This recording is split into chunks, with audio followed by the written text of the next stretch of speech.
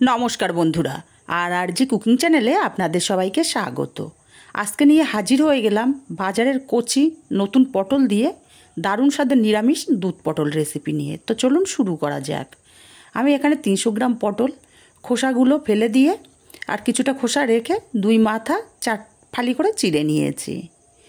এইভাবে সব পটলগুলো চিড়ে নিয়ে ভালো করে ধুয়ে নিয়েছি। এবার গ্যাসে একটা কড়াই বসিয়ে গরম করে 3 চামচ পরিমাণে তেল দিয়ে দিলাম। তেলটা গরম করে একটা শুকনো লঙ্কা, ছোট একটা দারচিনির টুকরো আর একটা মুখ ফাটানো এলাচ দিয়ে দিলাম। ফোড়নটাকে কয়েক সেকেন্ড ভেজে নেব। বন্ধুরা, সত্যি বলতে নিরামিষ এই পটল থাকলে কিন্তু আর কিচ্ছু লাগবে না, এতটাই টেস্টি হয়। ফোড়নটাকে কয়েক সেকেন্ড ভেজে নিয়ে কেটে রাখা পটলগুলো দিয়ে দেব। পটলগুলো ফোড়নের সাথে নাড়াচাড়া করে ভেজে নিতে হবে। আর ফোড়নের সাথে পটলগুলো ভাজলে ফোড়নের যে ফ্লেভারটা পটলের মধ্যে সুন্দর মতো ঢুকে যায়, এতে করে পটলটা খেতে খুবই ভালো লাগে। এখন এখানে প্রয়োজন মতো লবণ দিলাম। আমি তরকারিতে আর লবণ ব্যবহার করব না, একসাথেই লবণটা দিয়ে দিয়েছি। নাড়াচাড়া করে পটলগুলোকে ঢাকা দিয়ে দিয়ে লাল লাল করে ভেজে নেব। পটলটা ভাজা হতে থাক, ততক্ষণে মশলা রেডি করে নেব। মিক্সচার জারের মধ্যে দিয়ে দেব 2 চামচ পোস্তদানা আর দেব 3টে কাজু। আপনারা যদি চান কাজু নাও দিতে পারেন, শুধু পোস্ত দিয়েও রেসিপিটাও তৈরি করতে পারেন। মিক্সচার জারটা ঘুরিয়ে গুঁড়ো করে নিয়েছি। এখন অল্প পরিমাণে দুধ দিয়ে পোস্ত আর কাজুটাকে পেস্ট করে নেব। পেস্টটা আমার রেডি হয়ে গেছে, এখন এক সাইডে রেখে দেব। আর এদিকে পটলটাও আমার ভাজা হয়ে গেছে। ঢাকাটা খুলে একটু নাড়াচাড়া করে দিতে হবে। দেখুন পটলটা সুন্দর মতো কিন্তু ভাজা হয়ে গেছে।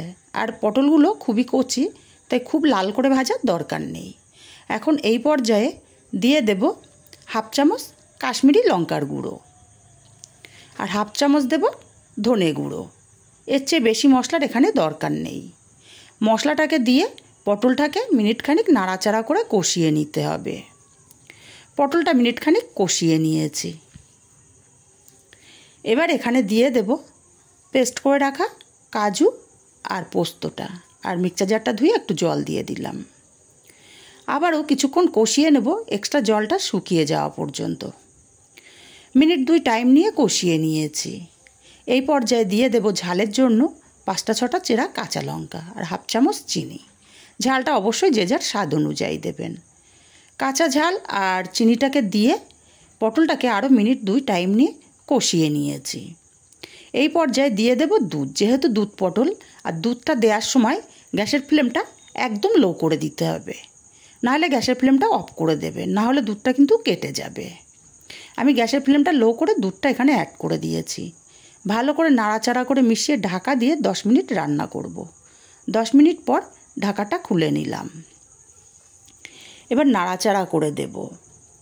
আমার নিরামিষ দুধ পটল পারফেক্টভাবে রেডি হয়ে গেছে। এখন এখানে দিয়ে দেব কিছুটা কাসুরি মেথি। আমি ভেজে রেখেছিলাম, হাত দিয়ে গুঁড়ো করে নিয়েছি। সেই কাসুরি মেথিটা দিয়ে দিলাম। ভালো করে নাড়াচাড়া করে মিশিয়ে গ্যাসটাকে অফ করে ঢাকা দিয়ে 5 মিনিট স্ট্যান্ডিং টাইমে রাখবো। 5 মিনিট পর তৈরি হয়ে গেল আমার দারুণ স্বাদের নিরামিষ দুধ পটল রেসিপি। যে কোনো বাড়িতে ছোটোখাটো অনুষ্ঠানেও কিন্তু এই রেসিপিটা তৈরি করতে পারেন। রেসিপিটা কেমন লাগলো কমেন্ট করে জানাতে ভুলবেন না।